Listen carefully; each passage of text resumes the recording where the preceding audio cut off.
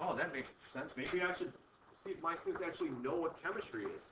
After all, biology, bio, life, ology, study of, that's pretty simple. Now, I'm not going to actually ask you what this is because this definition right here was on the packet that you just did. This is what our textbook says chemistry is. It's the study of composition of matter, bless you, and the changes it undergoes. When I think about chemistry, I think about how it's an interaction between matter and energy. Both definitions deal with the term matter. Stuff. Matter is just a fancy way of saying stuff. So,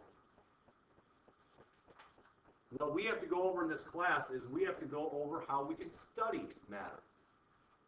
How some matter is different than others.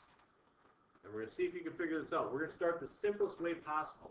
If we were to measure matter, to study it, what type of measurement could we make? Any ideas? Okay, we're talking simple stuff. We're not talking groundbreaking things here, okay? Find the mass of it. Weight deals with gravity as well, so I'm going to try to use the term mass instead. Mass, by the way, I'm hoping that you're aware of this definition, because again, we're not going to ask you to define mass. So, I mean, if you wanted to jot this down, you can, but you don't have to. By the way, I'm recording it too, so if you ever want to look at it later, it's on Schoology. Mass is the amount of matter, the amount of stuff that you have. Bennett, you got another way we can measure this stuff? How dense it is? Density we can't do. Now, density is a combination of mass and volume. So that was my second one for now, but then we will be getting to density next week because how packed in the matter is makes a difference as well. Volume, by the way, how much space is taken up by something. And these are definitions that I hope you have heard a long time ago. And maybe you don't have the exact same wording for it. That's okay. But either way, these are the types of things that we have to work on early on here. And if we're dealing with measurements, some measurements are good, some measurements are bad. I had people coming up here before and making measurements to see how good we were or bad we were. There are two terms, however, that we typically use to describe measurements. One is how precise it is, or we might say precision. One is how accurate it is, or accuracy. Again, not going to ask you to define these on a test, but does anyone know what either of these two mean? Because they mean different things. And that's the thing that trips up students, is they think they mean the exact same thing. I would say precise is closer to like perfect, like on the dot, and then accurate's like pretty close, but not like exactly. So Olivia is thinking of it, it's more as a kind of hierarchy of one is better than the other. They actually mean slightly different things. Because that's the common misconception with these two terms, is one is better than the other. But that's not the case. Precision, if we are precise, we are doing it the same way. That doesn't mean we're doing it right. We're just doing it the same way. If you ever heard the expression, practice makes perfect, well, that's just wrong. Because if you practice it wrong, you're just going to make it wrong over and over again. I had an old teacher that said, practice doesn't make perfect, practice makes permanent. If we do it wrong, it's not helping someone. Precision, how close can we be? Can we reproduce it? Accuracy is, what is the actual value? Are we hitting that mark? Ideally, we are all doing it similar. We're similar to each other. We are precise with our measurements. Even more ideally, not only are we similar, but we actually get the correct values when we're done. But that isn't always the case. Our goal today in the laboratory, in a little bit here, is to show you how to read your equipment to the same level of precision. So we're reading it the same way. Does that mean that me and Carter are going to have the exact same answers? No. But how we represent our values would be the same. In science, there is a set way to write down answers, and we have to abide by that. I'm going to give you an example. Hopefully you can kind of see this up on the board.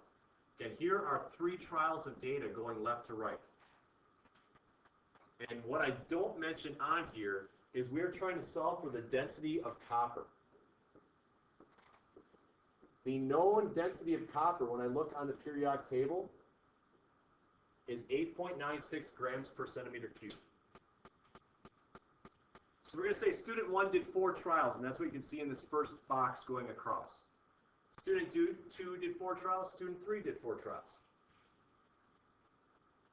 Not all data is good for 2 reasons. 1, it's all over the place, which means it's not precise.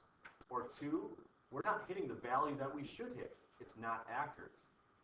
If you look at that first row across, would we describe that data as precise, not accurate? Accurate, not precise? Not accurate or precise? Or it is accurate and it is precise? What do we think for that first row across? Sage? I think it's the first one because it looks like they're doing it the same way, but it doesn't look like the information is like close to being. Pretty far off, isn't it? Yeah. Did it the same, but didn't do it well. At least that means we're doing it the same way. Quite frankly, if I ever saw a test and everyone got the same question wrong the same way, that doesn't tell me that my students are dumb. That tells me that their teacher didn't tell them how to do it right. So I gotta go back and show them how to do it right. So this is, hey, we're doing it the same, but we're just not doing it right. Second set of data. Somebody else.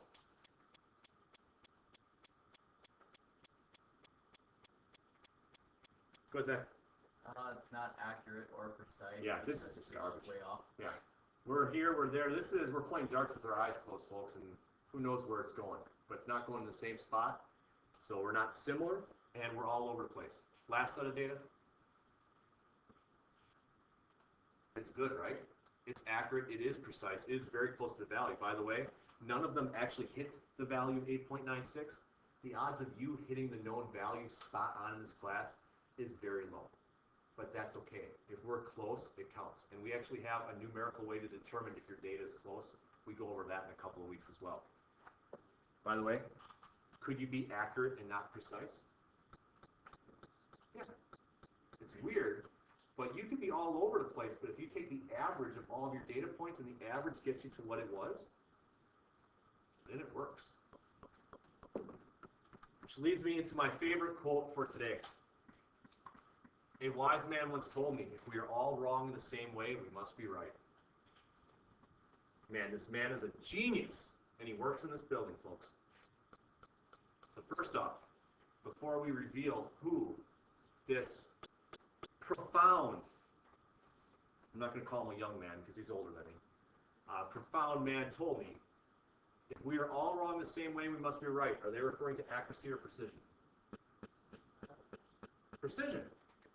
If we're doing it the same level of precision, we're all the same, but if you're wrong, you can't be right, and that's what accuracy is. Mr. Aker. Didn't think a football coach could be that smart, did you, Ben? He can. That Aker. Don't count out that. Don't count out those redheads. Right there. Can't count them. Okay. One of the last things I want to leave you with. If our goal is to get good answers, accurate answers, the problem is we will never be perfect. We can never know the exact amount of anything that we measure. Does anyone have an idea why? I had people come up here and ask for the volume of these two things. They gave me amounts. I can guarantee they did not know the exact amount. You put something on a scale. You read what it says on the scale. I can guarantee that's not the exact amount. Sage? The scale can only go to like so far decimal places, and the graduated cylinder only has lines every like 10. And that deals with this statement here, the precision of our measuring tool. We are only as good as the tools that we use. My brother-in-law is a big NASCAR fan.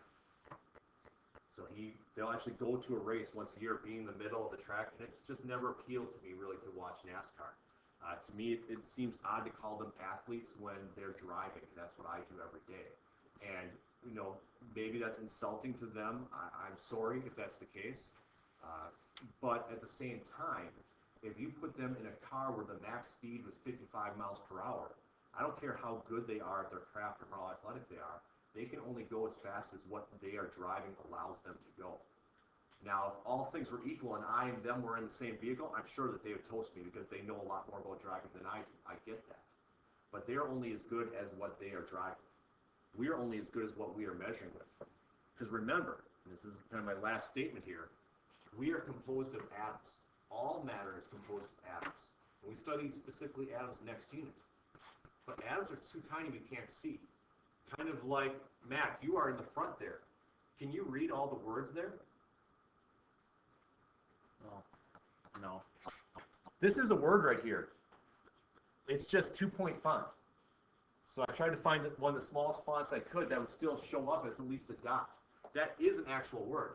Now, what if, Mac, I let you sit as close as you could? Maybe not. Maybe. What if I gave you a magnifying glass? Maybe. A little bit better chance though, right? The better the equipment I give you, the more you could be able to read. Just like when we make measurements. Why I bring this up, see if I'm on this page, goes back to day 2. A measurement is an amount and the equipment used. When we report our volume measurements, if that's what we're going to be doing in the lab here in a little bit, we can't make up our numbers. We have to report what we know and what we can actually say, because we have to realize we will never be perfect with what we do in this class, because it's impossible. Our equipment isn't good enough, and we have good equipment, it's just not good enough. Okay, when I asked 8 people to come up and make measurements, notice how we have similarities with the big graduated cylinder. Small graduated cylinder, there's a little bit more variation, quite frankly. And only one answer on all of this would I deem acceptable, without even knowing what's in these two. With just me knowing how to read these 2 pieces of equipment, only one person has a good reading on there. What we are going to do is we're going to work on the precision activity, and then by the end of the hour we can identify who did it well. All right, so let's get out that precision activity sheet you picked up on the way in.